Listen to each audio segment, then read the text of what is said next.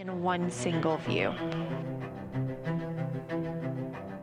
To bring space closer to us, they had to fly as far away from Earth as possible, to a place where no human had ever been before. The Artemis II crew flew over the dark side of the moon, the side of our natural satellite that is invisible from Earth. What they saw there surprised even these brave, experienced astronauts. Integrity, Houston. We saw sites, Oriental, sites that no human has ever seen before, not even in Apollo, and that was amazing for us.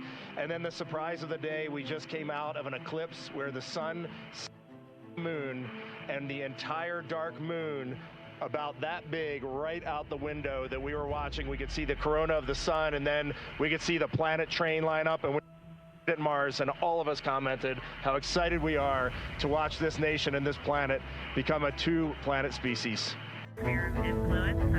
And that wasn't the end of the surprises, because President Donald Trump was the first to call and congratulate the crew. Very special hello to Artemis II.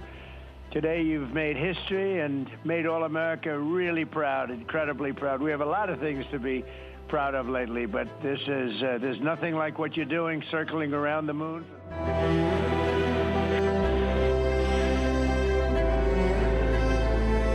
The key moment of the entire mission was when the Orion spacecraft went behind the moon. The crew then lost contact with Earth for 40 minutes, and physics, specifically the moon's gravity, took the helm, guiding the astronauts through a previously unexplored part of the universe. They had planned literally every minute: observation, photography, and analysis of the silver globe's surface.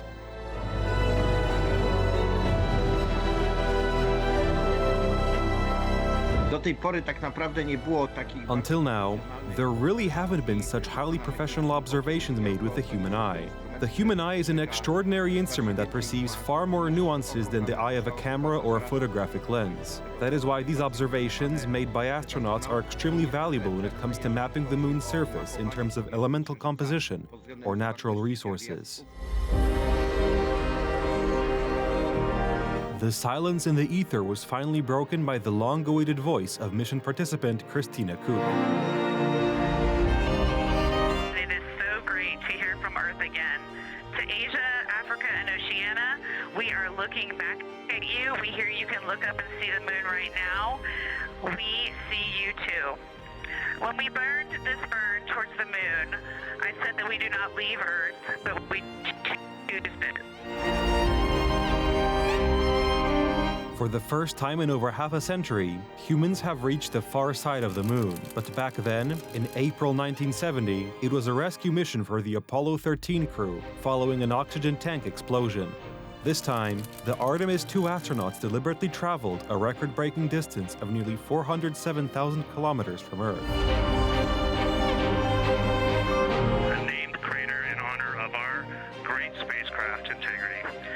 And so if you were to look at Oriental on the far side and then draw a line straight up to Ohm on the far side, relatively in the middle is an unnamed crater, and we would like to suggest it be called Integrity in the future. It was the most touching and personal moment of this mission. The astronauts are returning to Earth after a historic journey full of thrills, adventure, and scientific data that will be used in the planned construction of the first base on the moon. This is primarily a test mission, the goal of which was to test the Orion capsule, and it passed those tests successfully. Its purpose is to transport people to the vicinity of the moon, while the actual landing on the moon will be carried out using a lander that has not yet been fully constructed and tested.